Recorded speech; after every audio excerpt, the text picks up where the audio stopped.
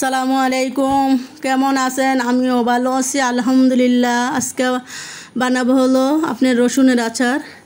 এ হলো আমার রসুন, আগে ছিলা নিয়ে আসছি। এলো পাঁচফোড়নের গুঁড়া, তেলে একটু গুঁড়ো করে নিছি, ধনিয়ার গুঁড়া, জিরার গুঁড়া, হলুদ, মরিচ, লবণ, এলো ভিনিগার,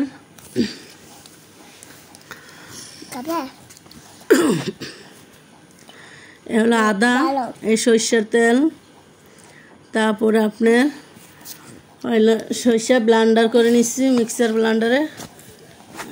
এখন দুটো মরিচ দিয়ে দিচ্ছি,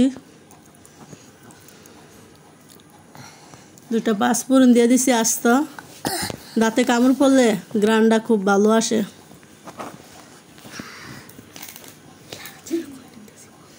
মরিচ নাড়াচাড়া করে নিচ্ছি,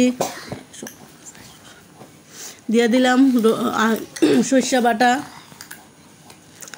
আমার এখানে 1 কেজি রসুন, এই পরিমাণ মতো সব কিছুই দিব। দিলাম একটু আদা বাটা,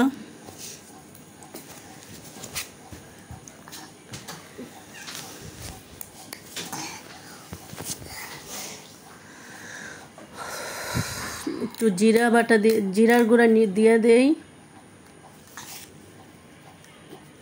একটু ধনিয়ার গুঁড়া,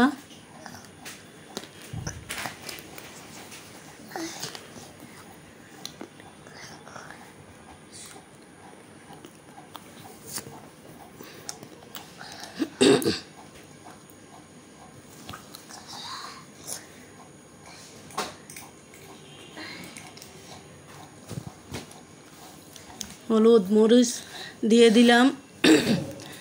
এখন এটা সুন্দর করে স্বাদ মতো লবণ কষিয়ে নেব।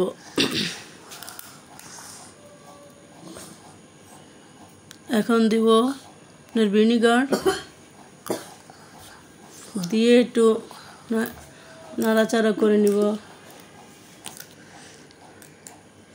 দিয়ে দিলাম স্বাদ মতো একটু চিনি।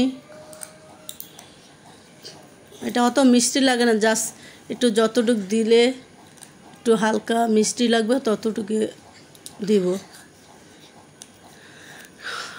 এখন কষি নিব।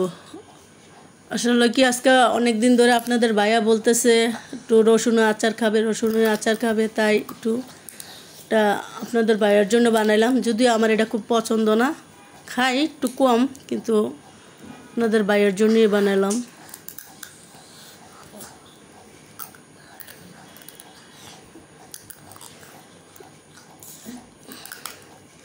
আমার আচার একদম কালারটা সেই আসছে। এখন দিয়ে দিব একটু পাঁচফোড়ন। আমার আচার প্রায় শেষ। আজকের ভিডিওটা এখানেই শেষ করলাম।